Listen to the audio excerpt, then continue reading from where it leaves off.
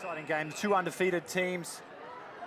The Denver Barbarians, welcome back to Starfire Fields. The Denver Barbarians taking on Nyack, the two undefeated teams in their pool, battling for the #1 seed. And here's the thing, Colin Hawley, whoever loses this game, guess who they run into in the quarterfinals? Who they got, Dan? Seattle. Oh, dang. So after watching their performance against New Orleans absolutely everything to play for, still couldn't pull it out in the end. It could be an absolute death wish to lose this game and take that second seed into the quarters and face Seattle straight out of the gates. Both of these teams I thought have been absolutely great so far. Both solid teams as units. So this is going to be a great matchup. It certainly is. And Denver are going to get the first chance to show their attacking wares as Imson takes down the blind side, brings it across to Pinkelman. He finds the archfield, throws the big dummy, fools everyone, goes back to right.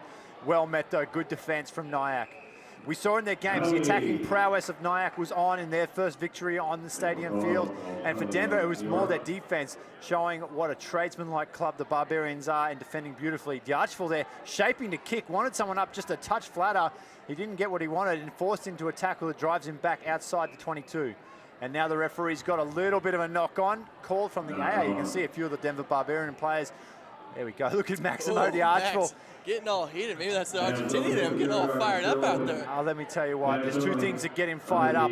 It's salsa dancing and rugby. You should see him go. He's a champion at both of them, Max the Archibald. I have seen it, and I have been impressed. It's impressive. It's very impressive. He's already found me out to let me know he wasn't impressed with the Prius call. He says he is at least a Nissan Altima.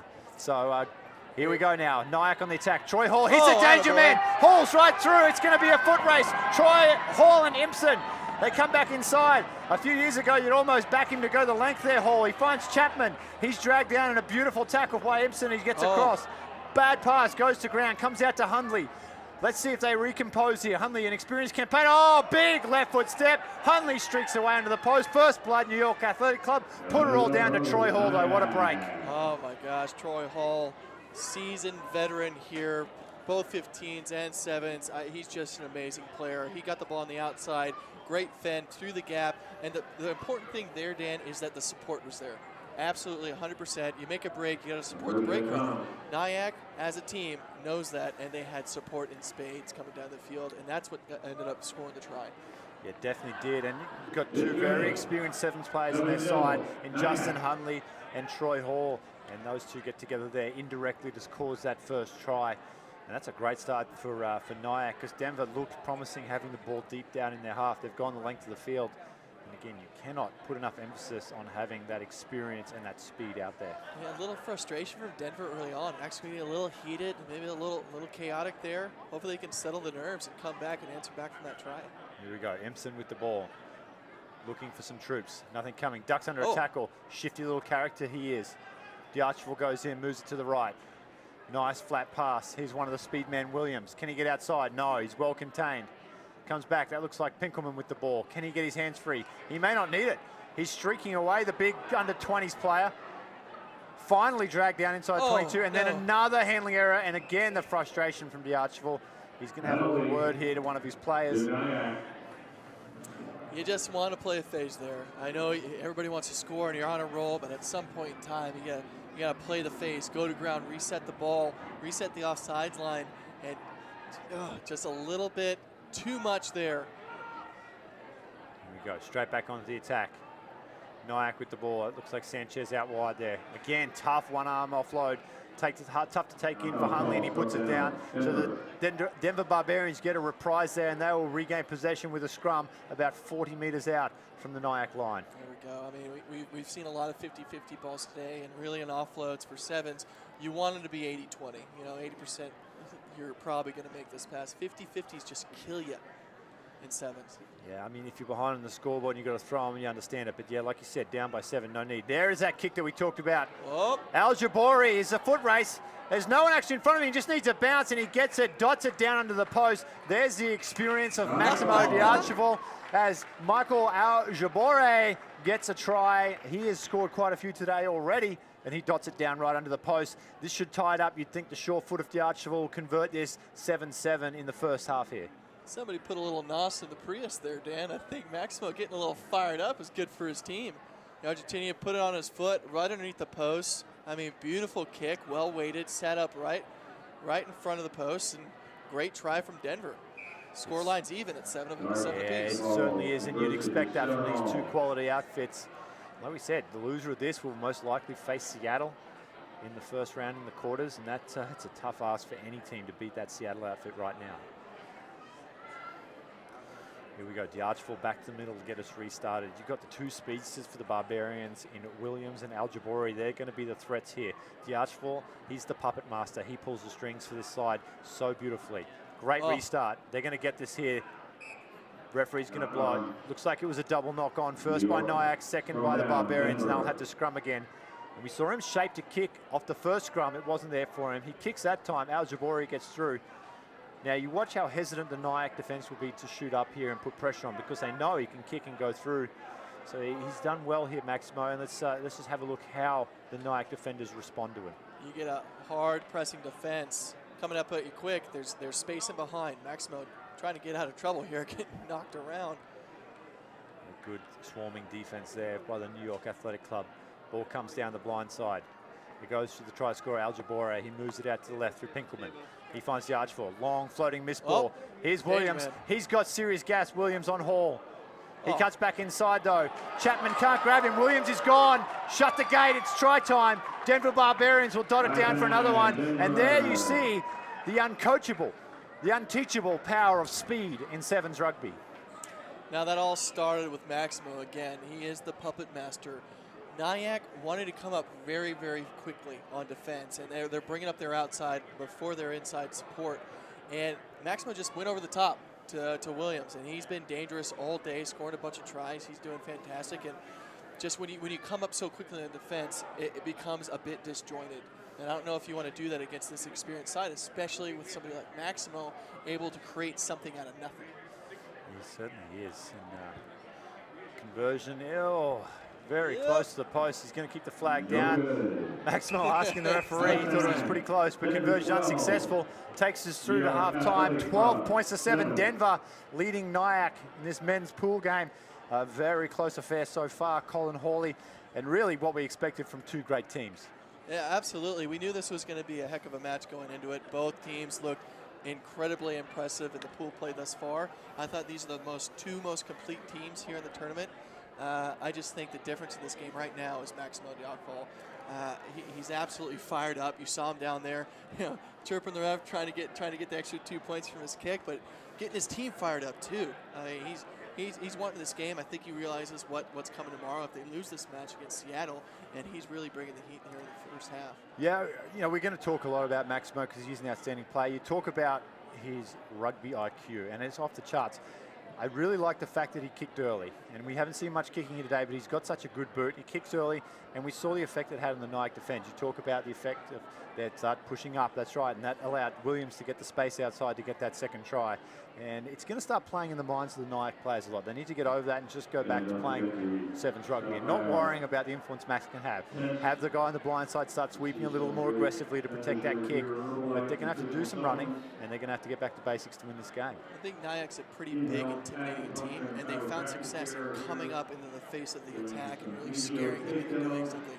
I think Maximo's prowess right now is just mitigating that altogether.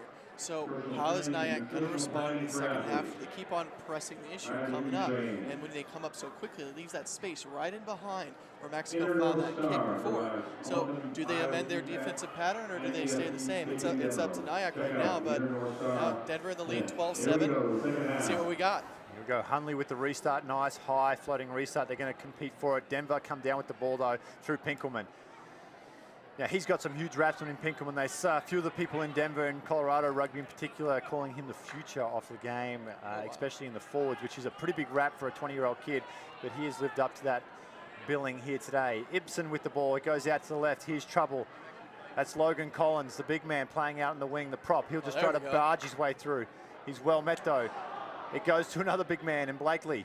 He comes back. Oh, big fan from Chapman. Get out of the way, he says. Oh! And then he comes right back and bundles him into touch. A little bit of how you're doing over there. Love seeing that. Maybe a little too much from Collins right there. He made a good break. Try to get that 50-50 again. We see it every time. He had support, go to ground, play a phase. You're within their 22. A little too much there. Great line out by Denver. Referee not happy with it. Oh, he's got to playing the man in the air penalty. This will help here. Let's see what D'Archville does. Gets his set piece set up. He's going to take the tap. Nice little offload there. Pinkelman straight into contact. Look at him with the leg drive though. Just keeps going forward, pulling in 2-3 Nyack defenders when he goes. Ibsen bends down to pick it up. Does well. Now comes out to Shea, the hard running loose forward. Well cleared out from Denver though. Need to get someone in there. They're not going to do it. Great job. We'll get a name. That looks like it was Breakley again. Great poach from the big man there for Nyack. Comes out to Chapman. Doesn't like what he sees. Goes back the other way to Breakley. Oh, he'll just go forward, but he is met beautifully. Looks like Logan Collins got in there and possibly Brendan Shea as well. Beautiful team tackle there from the Barbarians. Chapman with the ball. Turns it outside. Actually, that was McFarlane, sorry. Now it comes down to Troy Hall, the danger man. Tough pass. Referee's going to get in for a knock-on. Put it too far out in front of Sanchez there. He couldn't handle. And Nyack showing a few cracks in the armor here, a few little chinks. I don't like what I saw there from Nyack. They were playing in the middle of the field. Not once did they threaten the outside and get the ball to the winger and stretch the defense. I think they're a better team than that. They were kind of messing around the middle. And you mess around too much, you're going to get a knock-on. It's going to be a turnover. So what you want to do in that scenario is just get at the wing, take it up, take a phase, and get yourself an attacking platform. But turnover here to Nyack. Here we go, the danger man, Troy Hall with the ball. He's in some space. Oh, big tackle, Al Jabore.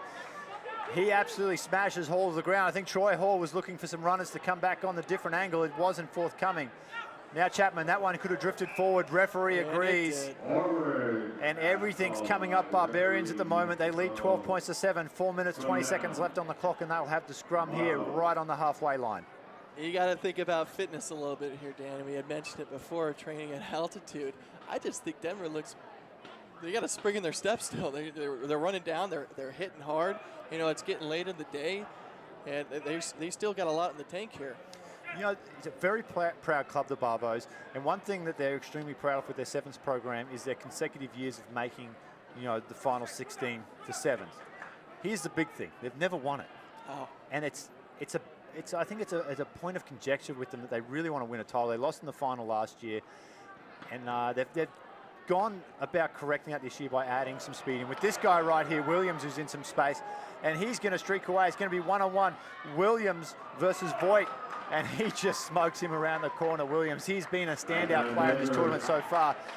And adding guys like Williams and Al Jabore have been a big step for them in terms of they've always been tough. They've always been uncompromised, and that's just the Denver Barbarians way. Now they've got a bit of flash, a bit of speed. Add that in with that toughness, and they're positioning themselves to be a team that could potentially upset Seattle. Oh, absolutely. And the one thing I love about the Denver Barbarians is that they just seem like a complete unit. They got the playmaker, they got the speed, they got the big men up front to kind of make those collisions when necessary. I think they have all the makings for a championship team here, and they're proving it against a very, very good Nyack side right now. Taking the lead here, 17-7, with about 2 minutes 45 seconds left to play. It looks like, you know, just how are they going to end this game? How is their composure like at the end of this thing? Can they keep on pushing the lead? Can they play the full 14 minutes is the question that I would like to see the Denver Barbarians answer right now. Well, let's see. They've got a nice little 10-point lead here with just 2 minutes, 20 seconds to play. Made some changes. Mike Garrity, a man who is no stranger to a squat rack. Have a look at the size of that guy's quads. He comes onto the field. What an impact player to bring on he is. And then they get the little knock on though, trying to get that restart back. And Nyack, with 2 minutes left on the clock, 10 points down, probably had to start doing something pretty special here. And you think it's going to come down to their two playmakers in Troy Hall and Justin Hunley, the scrum half and center here. No, absolutely. I think you get the ball in the hands of Troy Hall and see what he can do. Set piece ball is definitely your most precious ball to attack from. And they look like they're going to turn back to the weak side of the field. Oh. There's big McFarlane, the Australian player. He gets dragged out over the sideline though. Good job from Pinkelman against a much bigger man. He's a big boy, number 2, McFarlane, isn't he? Have a look at the size of him. He's a big man, but as a big man, I think you want to come off the touchline and make sure you don't get bottled up, especially when you got 1 minute 30 left. Yet this is precious time if you're looking to win a championship here. Yeah, very wise words from the great man Colin Hawley there. Line out wasn't straight. Oh, Wanting to see if he was going to call it. It was a little late coming, but he picks the call up anyway. They're going to go pretty quick here. They need to pack the scrum, get things going. And again, let's see what they do off the attack. They've made some changes as Wolfer comes on. He's going to be playing fly half, the young man in the 1 jersey. Yeah, it comes to him. He lets Troy Hall go. It looked like something different may have been on. Comes out to Gibbs. Gareth Gibbs, he's actually represented the USA in Rugby League, played for the Tomahawks there a few years ago, now playing for Nyack in the 7s and 15s program. He's a handy little player. And it comes out now Granby with the ball. This is more like Voigt. the Nyack that we love. Here's McFarlane, one-on-one, the big fella. They can't stop him. Pinkelman doesn't get in this time, and McFarlane dots it down. They want to hurry here, 30 seconds on the clock. They're going to be down. I don't know if they even want to take this kick because they're going to be down 5 points. You let this one go and try to get another one on the board and then kick that one for the win. Just got to kick this thing quick, get beyond halfway. So as long as you're beyond the halfway mark, you can go ahead and take the kick again. There's gonna be another kick, so might as well take your time and get that point. But you know, here we are. Got 5 points the difference. Just one try. If you've got a question about 7s, you ask Colin Hawley. You don't ask Dan Power. We definitely run into that when it happens, right? And you just got to make sure you know what to do here. There we go, Nyack, get the kickoff back, beautiful tap back, but it bounces in the favour of the Barbarians as Collins picks the ball up. Maximo D'Archville picks it up, hoops it into touch over the sideline. That'll get him the win, 17 points to 12. And he's a happy man, I'll tell you that right now. He wanted this one. I am clapping his team off right now. Yeah, and that's a big win. You have to think that Nyack will take the second spot out of that pool. That means they're going to run into a red-hot Seattle tide. And then Denver, that pool yet to decide itself for the second seed with Seattle, but it'll be interesting to see. Possibly New Orleans, they'll be playing there. We'll get all that information to you before the day ends. The next game we've got coming up, though, we saw them a little earlier. East Palo Alto, the Razorbacks and Milipuru, very, very impressive in their game against the Hawaiian side. They're going to take on the also undefeated, which is good. We get 2 games in a row of undefeated teams, the Chicago Lions. Now, they've looked very tough, very gritty team, not as flashy as the Razorbacks from East Palo Alto, but I'm expecting this one to be a great game. I was really impressed with Chicago's defensive structure. Now, a big thing with EPA, they like to dance around a little bit. They're big, hard runners, but they also can give you the dummy. Milipuru, you'll see in the next game, loves to show and go, and it gets the defense disjointed. They come out of the line, and that's his bread and butter. I think Chicago has the prowess to stay in the line and notice that what he's doing, make sure he passes the ball before you go launching out of line or anything like that. But this should be a fantastic game against a very big attacking threat in EPA and a very structured Chicago Lions. Yeah, it's going to come down to timing. It really is. The defense from Chicago, you can't commit too early to these EPA players because they'll burn you. You know, they're just too creative. You hold off too late, you play too soft, they're going to burn you. It's that perfect timing, and they've got to do it for 14 minutes. It's going to be tough, but like you said, they're a very disciplined defensive side. They're a very tough, very gritty team, and that's the kind of teams that a lot of the fast-stepping, the fancy footwork type teams, they don't like playing these tough, gritty teams. It's not something that they like doing, getting in there and mixing it up. They want to play rugby. Yeah, absolutely. They like dancing around a little bit. EPA, though, it seems like they're just a big team, guys that can dance, run, and actually have all the skills to set in, which makes them a tough team. We'll see what happens when they're met with a very structured, organized defense. Like you said, the gritty teams, and see how they react to that a little bit. Should be out.